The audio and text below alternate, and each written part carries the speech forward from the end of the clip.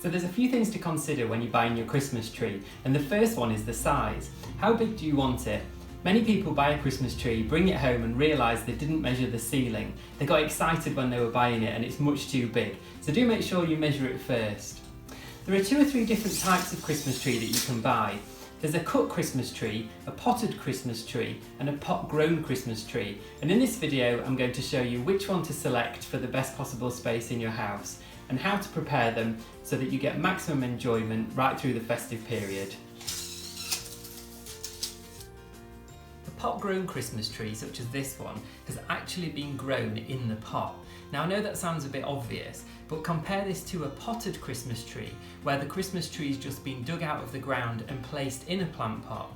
This one is likely to survive for a longer time, and if you want to plant this out in your garden so that in a few years' time you can harvest it and bring it in the house, then a pot-grown Christmas tree is what you want to buy.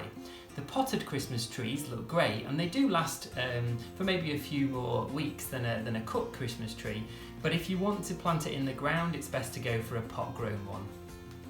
When you're choosing a Christmas tree, there's 3 really important things to consider.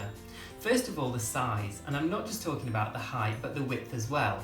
I quite like a skinny Christmas tree which is well proportioned from top to bottom, but some people like that traditional Christmas tree shape where you've got a wider base, and that's fine if you've got the room to put it.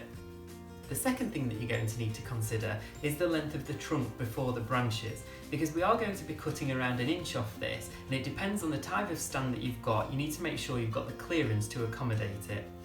The third thing to look at is the girth of the trunk, because some stands are only quite narrow, so do make sure that the stand you have will accommodate the girth of the tree. The best tool for the job is a pruning saw, and you can use this to take around 1 inch off the base of the tree.